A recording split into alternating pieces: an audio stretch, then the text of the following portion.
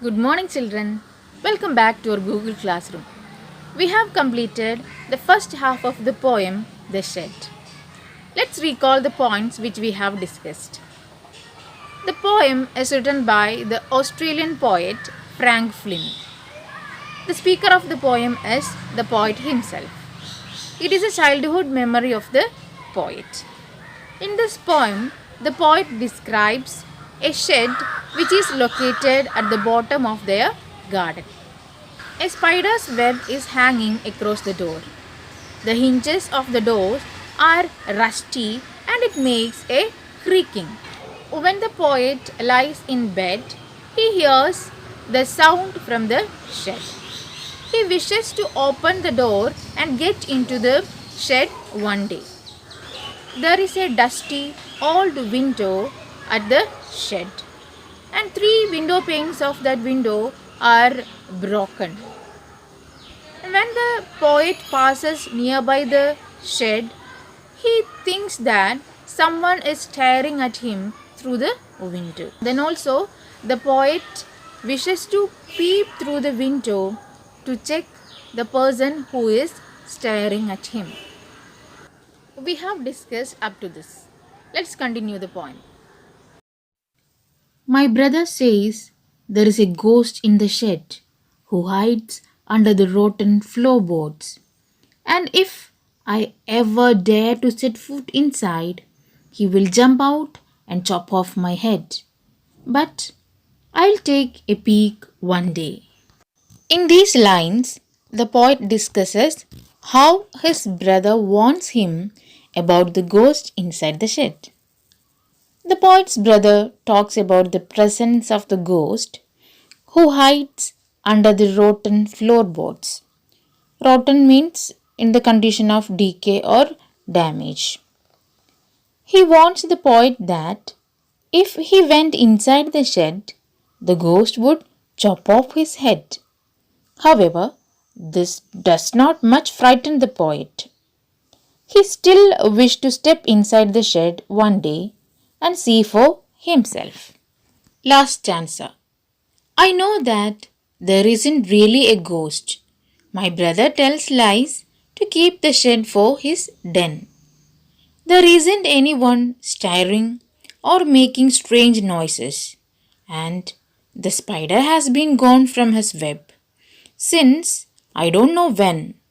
I'll go into that shed one day soon, but not just yet. Now, the poet is able to overcome his fears. He is able to understand that there is no ghost inside the shed. He understands that there is actually nobody inside the shed who stares at him or makes those strange noises. The spider, too, is no longer there. His brother had been telling him lies because he wanted to retain the shed for himself to use as a den. Den means a comfortable room. Therefore, very soon the poet would be able to set in food inside the shed. However, he says that this can't happen immediately. But anyway, he will get into the room one day.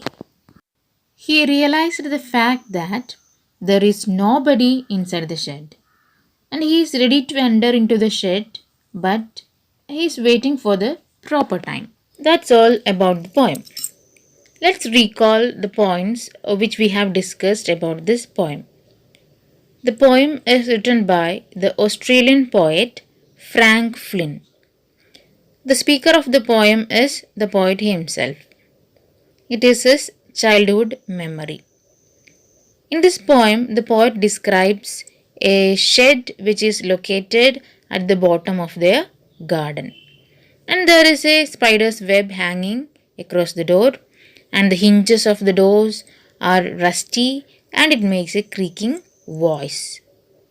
There was a dusty old window around at the side of the shed, and the window panes were cracked, and he often thinks that there is someone staring at him through that window.